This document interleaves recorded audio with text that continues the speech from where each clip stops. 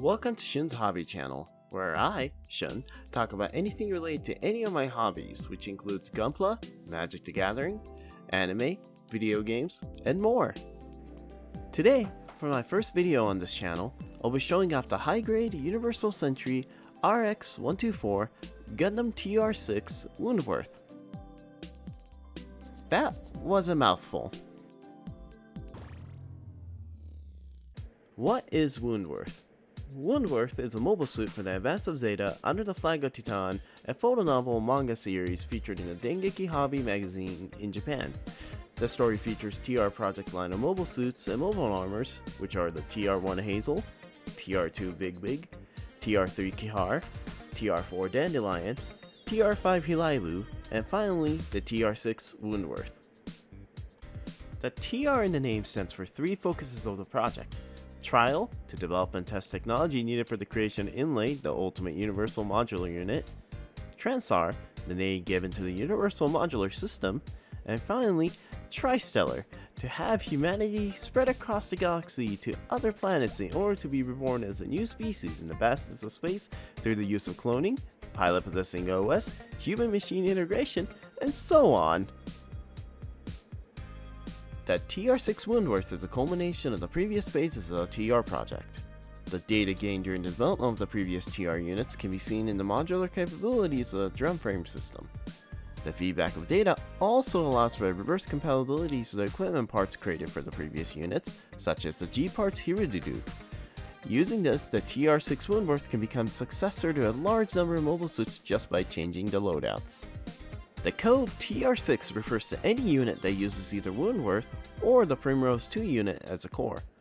The base WOUNDWORT is made up of the Primrose 2 unit for the upper half and the drum frame plus the leg units for the lower half.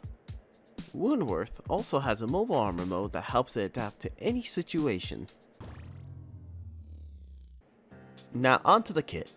This kit comes with the main unit WOUNDWORT, the main weapon/equipment, the composite shield booster, set of extra hands, a wire for the composite shield booster claw mode, which the instruction listed as chrome mode, additional replacement parts for transformation to the mobile armor form and the composite shield booster claw mode, 2 stands, a foil sticker sheet, and decals.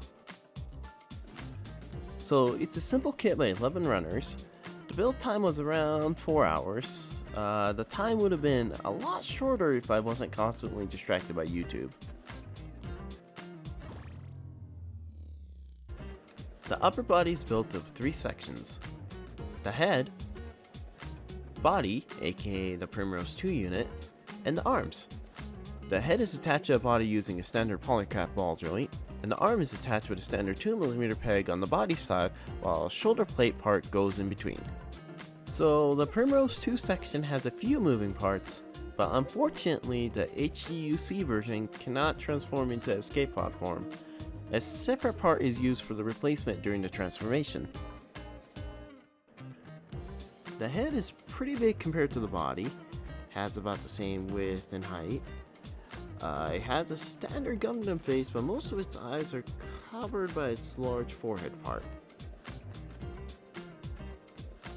The arm units has an interesting structure compared to other Gundam types.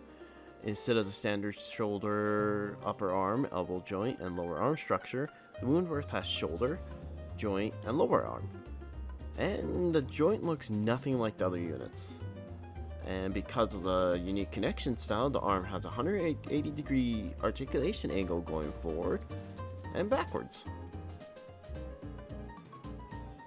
I cannot get over how small the torso part is compared to the rest of the kit. And the upper body in general is small compared to other high-grade kits. The lower body is made up of 3 sections: the drum frame, the leg units, and the booster pod. The drum frame is an important part of the TR-6 units. Most units uses either one or more limited combination, which adds the variation. For the standard WOUNDWORT, the booster pod is attached to the swivel in the back, and the leg units are actually attached to a separate waist part before attached to the drum frame. Like the arm units, the legs are completely different from the standard Gundam types. The upper thighs are large and detailed, while the lower legs are so simple that they don't actually have feet. It does have balancers hidden in the lower legs that folds out if the unit needs to be grounded. As for the articulation, it can fold its leg completely for the transformation gimmick. Unlike the top half, the bottom is actually bigger than the standard high-grade kits, and the bulk of it comes from its large thighs. Stand is definitely required as its thin legs cannot hold the rest of the body up. The large booster pod at the back does not help with the balance either.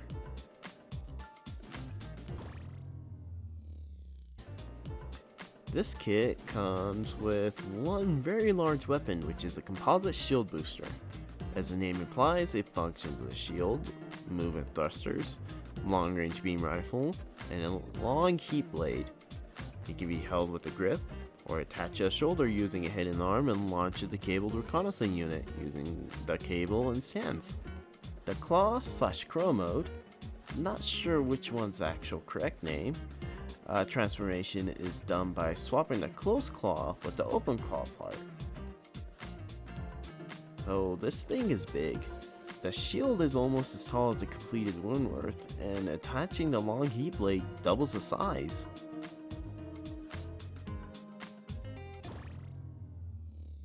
Woundworth has a mobile armor mode, which can be done by replacing the torso and head with a separate part, along with a few other parts on the legs. First, separate the upper body and legs from the drum frame. Attach the wing parts to the legs, then fold the legs completely into the upper legs, then pull the legs apart.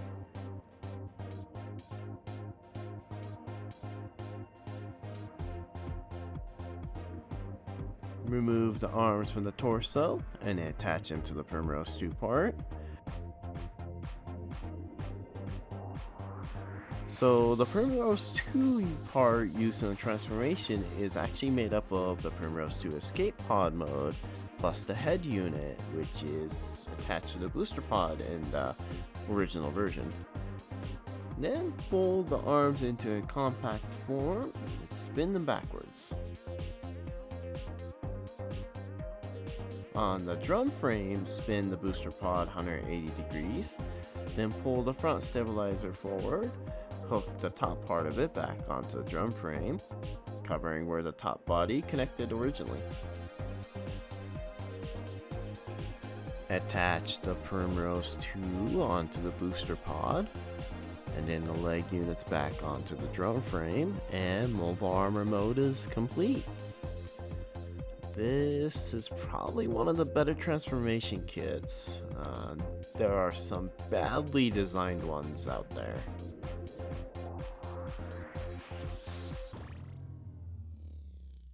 Since Woundworth is designed to be a universally modular mobile suit, there are many variations of it based on a combination of G parts, weapons, and other parts.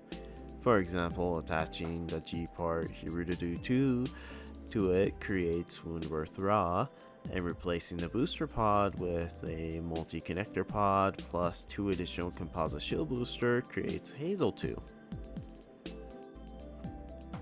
So some of the variations are already released as a high-grade kit, such as the Hazel 2 unit, which I have already built and I'll be reviewing in a future video.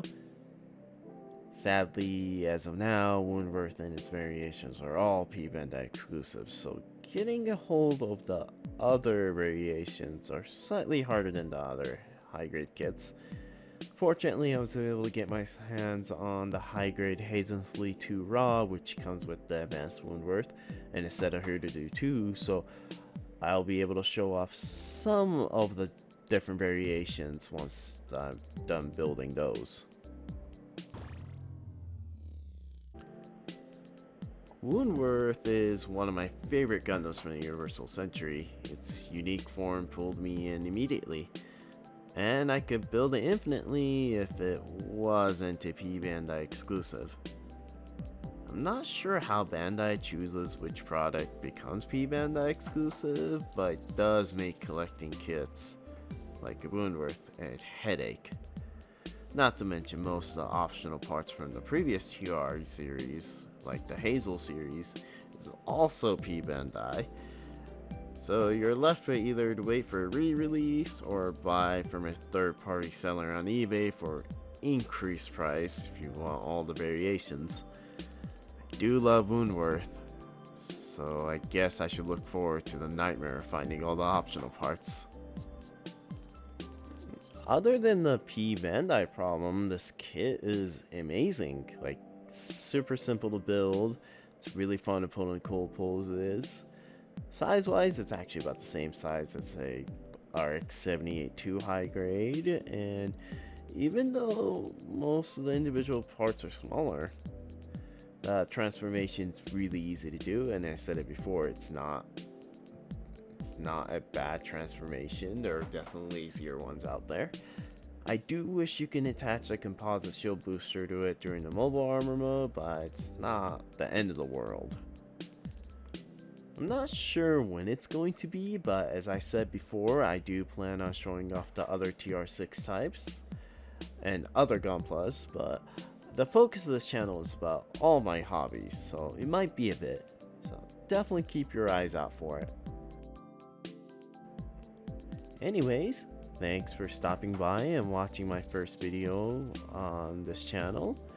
I hope you have a great time wherever you are, and see ya!